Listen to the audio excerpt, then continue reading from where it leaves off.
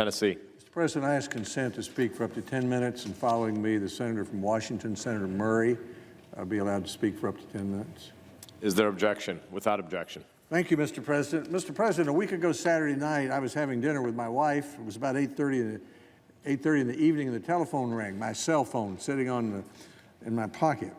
I pulled it out, and it was the White House operator, and the president was calling. So I walked out of the restaurant, sat on a curb outside in the dark, and had about a 15-minute conversation with the President of the United States while my dinner got cold. President Trump said, I'm calling about the cost-sharing payment reductions. I've cut them off as of October 1. Court says they're illegal. I don't want insurance companies to be bailed out. I think I can get block grants to replace Obamacare, but I don't want people to suffer in the meantime. So he said to me, I think I might want to get a bipartisan interim deal, a short-term deal. I've called Chuck Schumer and told him that. The president put that out in a tweet that day. So the president said to me, why don't you negotiate with Senator Murray and try to get one, meaning a short-term bipartisan deal? I said, well, what about the CSR payments? He said, I can put them back, and you can use that as a negotiating tool to get a better deal with the Democrats. I responded that I was already working on an agreement with Senator Murray. He said, finish it and let me know. He called me again last Saturday. We talked about it again. We talked twice yesterday. I reported to the president that we have finished our negotiations and that we're here today to present to the Senate the agreement we recommend. The bill has 22 sponsors, half Democrat, half Republican. Very few bills come to the floor with that many co-sponsors originally. And there are a number of others on the Republican side, and I understand from Senator Murray a number on the Democrat side who support the idea. I ask consent that the text of the co-sponsors that I'm about to read be inserted in the record. Without objection. And I ask consent that the text of the agreement that Senator Murray and I would like to present to the Senate for its consideration and the President's consideration and the consideration of the House of Representatives be spread in the record following my remarks. Without objection. Mr. President, the Republican senators who are co-sponsoring the Alexander Murray proposal, in addition to me, are Senator Rounds, Senator Graham, Senator McCain, Senator Cassidy, Senator Collins, Senator Ernst, Senator Murkowski, Senator Burr, and Senator Corker. I thank them all for doing that, and Senator Murray will talk about the equal number of Democrat co-sponsors that we have. We hope that Senator McConnell and Senator Schumer, the President of the United States and the House of Representatives, will consider our proposal. This is a first step. Improve it and pass it sooner rather than later.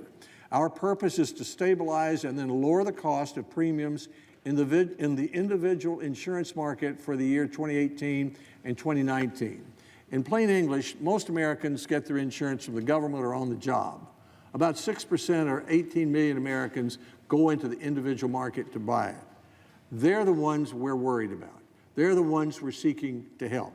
There are 350,000 such people in Tennessee, songwriters, farmers, small business women. They're the ones who are terrified by the prospect of skyrocketing premiums and even the possibility that they might not be able to buy insurance at all. Our agreement tries to help in two ways. One, it permanently amends the Affordable Care Act to give new flexibility for states to create insurance policies that have a larger variety and lower costs. And number two, it continues the cost-sharing reduction payments during 2018 and 2019. Now first, about cost-sharing. Cost-sharing reduction payments are subsidies that pay for co-pays and deductibles for low-income Americans. That's what they are. Every Democrat wants them to continue. So do many Republicans, including, Mr. President, every Republican in the majority in the House who voted for their repeal and replace bill this year, because it continued the cost-sharing payments for 2 years. Let me say that again. Every Republican in the House of Representatives who voted to repeal and replace Obamacare this year voted for a provision that continued the cost-sharing payments for 2 years. Our bill does the same thing. The only difference is that we eliminate any question about whether paying them is legal. Now, why would so many Republicans, so many Democrats support these payments for 2 years and the President of the United States be interested in them? Because the Congressional Budget Office has told us that if we don't do it, if we let them expire, premiums in 2018 will go up an average 20%.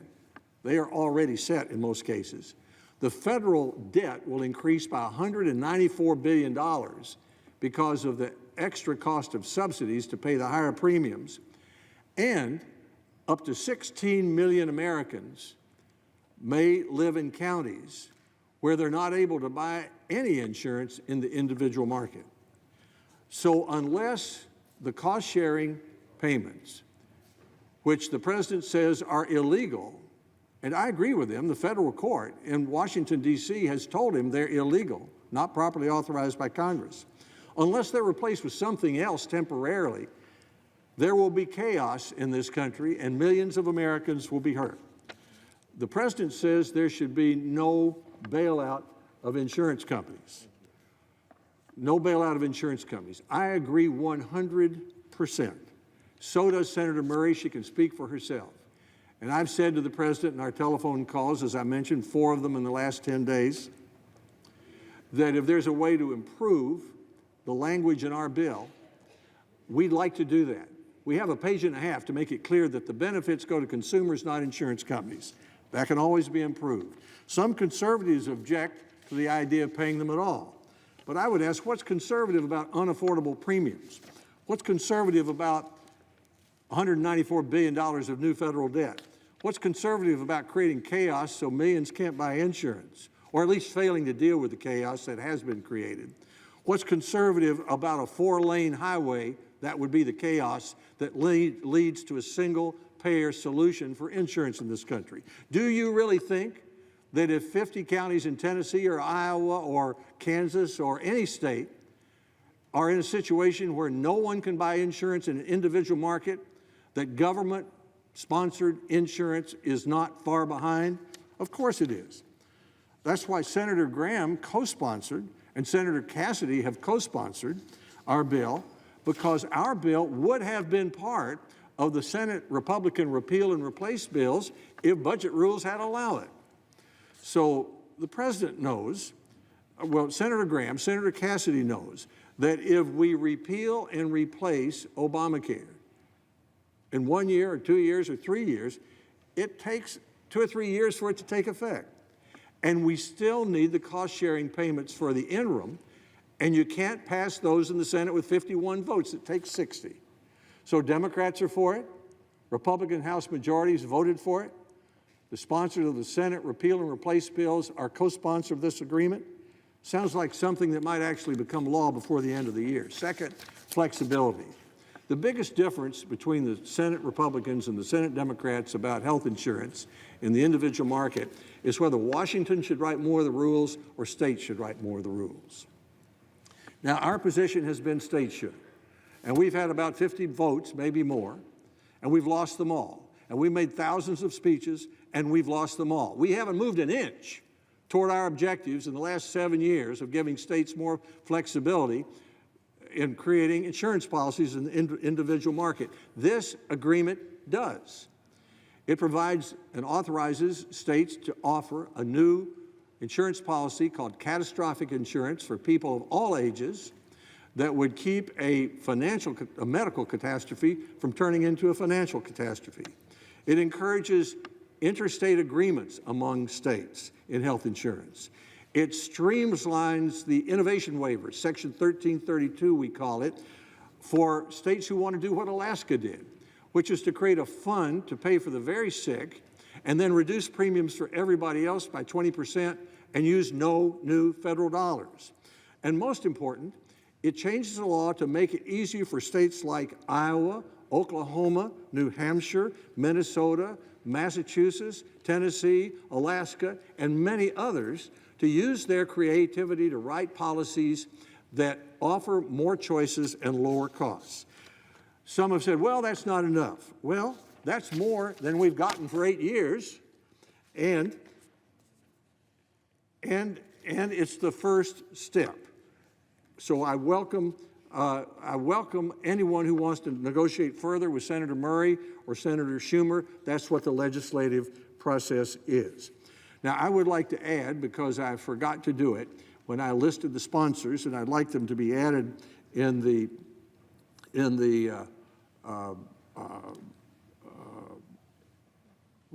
record, Senator Isaacson and Senator Grassley to the sponsor, which would be 2 additional Republican sponsors, I would say, to Senator Murray. So that gives us a total of 13. Without objection. No, that gives us a total of 12. I just overlooked Senator Isaacson's name. I apologize. So we have a total of 12, I would say, through the chair to Senator Murray. And that will give us 12 Republican sponsors and 12 Democratic sponsors. And I thank Senator Grassley for his willingness to do that. I want to thank the only thing I would say to those who want to negotiate further to get more flexibility is to keep in mind, as with the cost-sharing payments, you can't get most of those changes without 60 votes in the United States Senate. Now, I want to thank Senator Murray for being an able and effective negotiating partner. We've worked on many pieces of legislation together. She's tough and respected in her caucus, and she does what she says she will do, and she's interested in getting a result. I respect that, and I thank her. I want to thank President Trump for his encouragement. I mean, he's the one who called me 10 days ago and called me again last Saturday and called me twice yesterday. I want to thank him for his encouragement to encourage someone to come up with a bipartisan agreement to cover these 2 years so people wouldn't be harmed, and his willingness to consider what we're offering today. I want to thank Senator McConnell and Senator Schumer, because they've created an environment in which Senator Murray and I could make this proposal, and I hope that they and our other colleagues will seriously consider it. The President was right to suggest that we need a short-term agreement so people won't be hurt. Now, some people are still objecting to the idea of continuing these temporary cost-sharing payments for 2 years and the other provisions that would have as the objective keeping premiums from going up in 2018 and premiums begin to go down in 2019. They're listening to groups around Washington, D.C. I would suggest they listen to some other people. Listen to the waitress. Listen to the songwriter. Listen to the bricklayer. Listen to the small businesswoman. The people of America, there are 350,000 in Tennessee, who may be terrified by the prospect of increasing premiums or even the prospect of not being able to buy insurance at all. These are people who don't get insurance from the government. They don't get it on the job. They might never know when they're going to lose their job, and they'll be in this individual market. We have a solution here.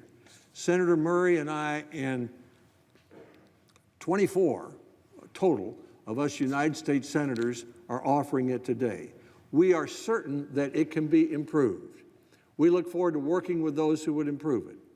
But I do not believe that Congress will want to fail to deal with a problem that will hurt millions of Americans if we allow it to continue. I predict that this agreement that we're suggesting today, we 24 senators, will become law in some fashion before the end of the year. I think most senators and most House members will be looking around for a solution when they consider the consequences of a failure to act. And when they look for a solution, I believe that this solution, supported by 24 United States senators, half Democrat, half Republican, will be the easiest solution to adopt, because I believe all the Democrats want it. Almost all the House Republicans have already voted for it this year. And the Senate Republican leaders who would prefer to repeal and replace Obamacare would put it in their bill if they could get it in there, but they can't because the budget rules won't allow it. I thank the President. I yield the floor to Senator Murray.